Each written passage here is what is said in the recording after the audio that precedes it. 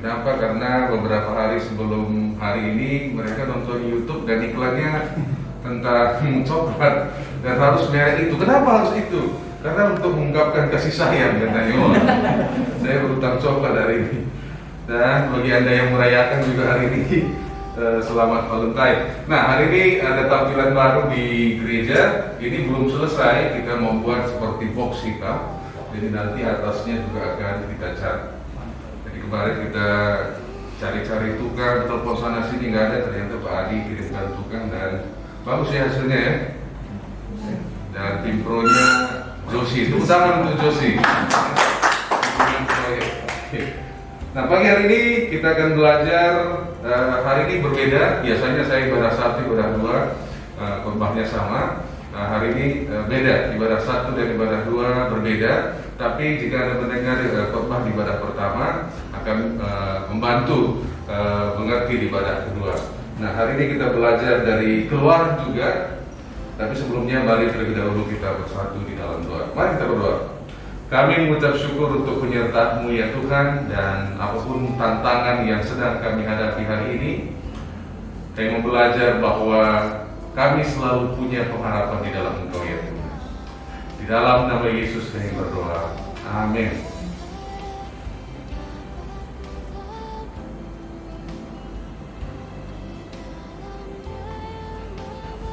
Nah, kita hidup dibesarkan dan budaya kita dengan pilihan. Kita punya Gojek, GoFood dan lain sebagainya. Dari kecil kita sudah punya harus memilih ABCD, ujian, kita sudah dibiasakan dengan pilihan. Kalau kita, siapa yang suka seperti saya kalau order GoFood suka bandingkan, kalau dari Grab lebih murah nggak? Nah, jadi kita punya pilihan. Kalau beli ini dapatnya apa saja. Kalau bayar membership ini dapatnya apa saja. Dan kita suka, senang dengan pilihan-pilihan. Nah, masalahnya ada masa ketika kita tidak punya pilihan. Kita berada terpojok, kita tidak punya pilihan. Lalu apa yang akan kita lakukan? Kita akan belajar dari Keluaran 14 ayat 5 sampai 12. Keluaran 14 ayat 5 sampai 12. Bersama-sama kita baca. Ketika diberitahukan kepada Raja Mesir bahwa bangsa itu telah lari, maka berubahlah hati Firaun dan pegawai-pegawainya terhadap bangsa itu. Dan berkatalah mereka, apakah yang telah kita perbuat ini, bahwa kita membiarkan orang Israel pergi dari perbudakan kita? Kemudian ia memasang keretanya dan membawa rakyatnya, serta ia membawa 600 kereta yang terpilih. Ya, segala kereta Mesir, masing-masing lengkap dengan perwiranya. Demikianlah Tuhan mengeraskan hati Firaun raja Mesir itu, sehingga ia mengejar orang Israel. Tetapi orang Israel berjalan terus dipimpin oleh tangan yang dinaikkan. Adapun orang Mesir, segala kuda dan kereta Firaun, orang-orang berkuda dan pasukannya, mengejar mereka dan mencapai mereka pada waktu mereka berkemah di tepi laut, dekat di depan kawah Jefon. Ketika Firaun telah dekat, orang Israel menoleh, maka tampaklah orang Mesir bergerak menyusul mereka. Lalu sangat ketakutanlah orang Israel, dan mereka berseru-seru kepada Tuhan. Dan mereka berkata kepada Musa, apakah karena tidak ada kuburan di Mesir, maka engkau membawa kami untuk mati di padang gurun ini? Apakah yang kau perbuat terhadap kami dengan membawa kami keluar dari Mesir? Bukankah ini telah kami katakan kepadamu di Mesir, janganlah mengganggu kami, dan biarlah kami bekerja pada orang Mesir, sebab lebih baik bagi kami untuk bekerja pada orang Mesir daripada mati di padang gurun ini. Pada saat itu keadaan orang Israel terpojok. Dari segi kekuatan mereka kalah, dari segi jumlah mereka kalah, dan mereka ada di depan mereka ada Laut Merah, dan mereka tidak bisa berbuat apa-apa. Pada saat tidak punya pilihan seperti ini, apa yang akan kita lakukan? Seringkali kita kecewa karena kita masih punya pilihan.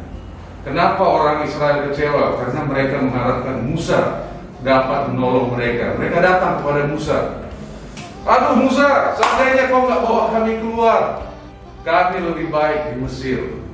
Dan bukankah kita juga sering menoleh kiri dan kanan kan? Nah, sampai kita toleh kiri kanan, wah aku punya saudara ini, saudara itu, abang ini, dan lain sebagainya, sampai semuanya mentok. Nah, kalau ini terjadi, barulah kita menoleh ke atas. Nah, kenapa kita kecewa? Kalau kita kecewa hari ini, mungkin kita juga menoleh kiri dan kanan. Kayaknya ini si ini bisa begini, dan lain sebagainya. Bagaimana kalau kita tidak bisa menoleh kiri dan kanan? Waktu mereka menoleh ke belakang, wah lebih ketakutan lagi mereka. Aduh, sebaiknya kami mati saja, Musa. Ngapain kau bawa kami ke sini? Dan kita juga nggak tahu situasi hari ini. Kita menoleh vaksin kapan datang dan lain sebagainya. Semakin kita toleh dan lain sebagainya, kita semakin takut dan kecewa. Dan kita lihat bagaimana respon Musa. Ayat 15.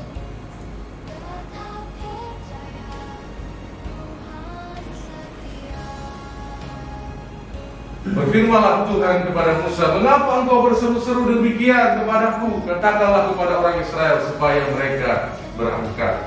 Tadinya Musa juga nggak tahan. Dan ayat sebelumnya sebenarnya Musa bilang di depan orang Israel, jangan takut, ya, Tuhan akan menolong kita. Nah, inilah beban pemimpin. Karena di depan jangan takut. Dan dia juga akhirnya berseru-seru di belakang lagi, Tuhan, di mana ini Tuhan?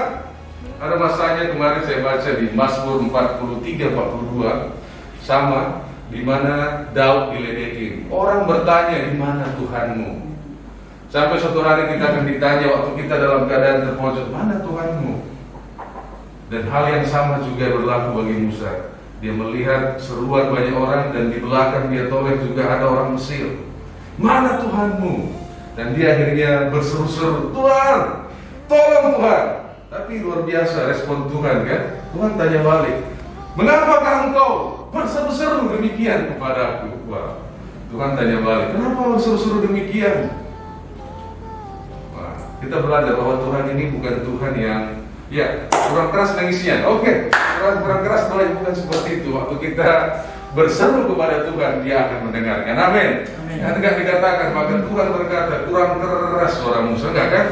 Tuhan tanya balik, kenapa kau berseru-seru? Kenapa Tuhan mengizinkan kita mengalaminya? Agar kita memandang ke atas, agar kita mengharapkan kebesarannya. Dan kalau kita lihat cerita itu konteksnya, Tuhanlah yang mengeraskan hati Firaun. Agar apa? Agar orang Israel memuliakan Tuhan. Nah, saya nggak tahu apakah kita juga hari ini kita merasa dalam keadaan terpojok. Dan kalau kita lihat di Alkitab, Raja Yosafat, bagaimana dia dikelilingi, dikepung oleh Bani Moab dan Bani Amon. Kalau kira-kira Singapura, ya, Indonesia, Amerika dan Cina bersatu menyerang Singapura, ada ampun lagi nggak? Nggak ada, kan? Apa yang dilakukan oleh Raja Yosafat ketika banyak kekuatan datang ingin menyerang dia? Nggak ada cerita. Mereka kalah secara jumlah. Maka dikatakan di 2 Tawari 20 ayat 3-4. 2 Tawarikh 20 ayat 3-4. Kita baca bersama 1, 2, 3. Yosafat menjadi takut lalu mengambil keputusan untuk mencari Tuhan. Ia menyerukan kepada seluruh Yehuda supaya berpuasa, dan Yehuda berkumpul untuk meminta pertolongan daripada Tuhan. Mereka datang dari semua kota Yehuda untuk mencari Tuhan. Pada saat kiri kanan sudah tidak ada jawaban, kita selalu punya pilihan untuk datang mencari Tuhan. Dan kita tahu apa yang terjadi dengan cerita ini.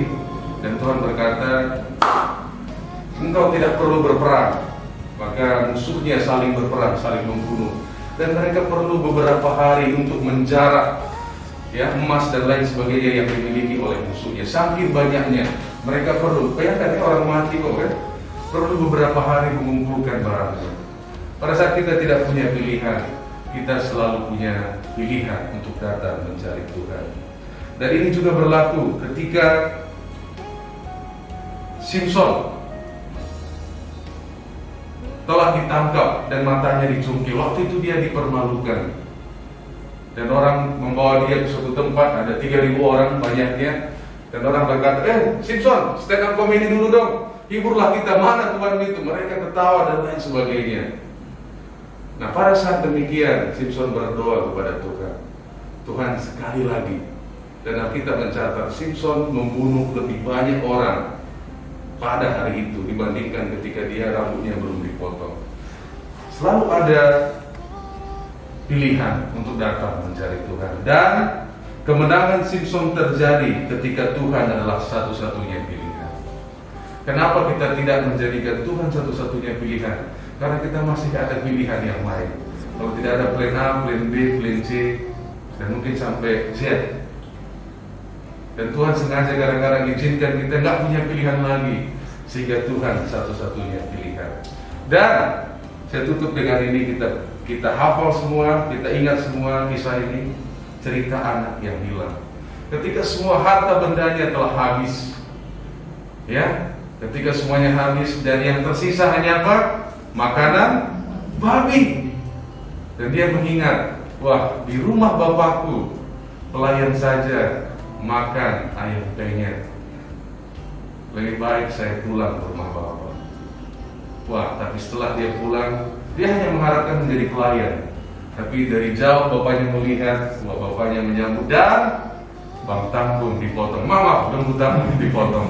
Lembu tanggung, ada pesta, ada berkat yang besar ketika hanya Tuhan satu-satunya pilihan.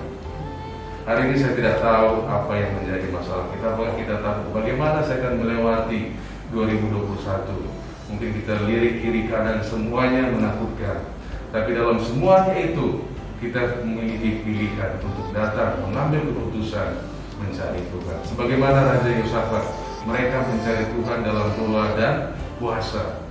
Dan ketika apa yang mereka lakukan waktu berperang, mereka hanya bernyanyi. Mereka bernyanyi pujian dan musuhnya Tuhan yang melakukan peperangan untuk mereka. Dan Dia Allah yang sama kemarin, hari ini, dan selamanya. Mari kita bersatu dalam doa.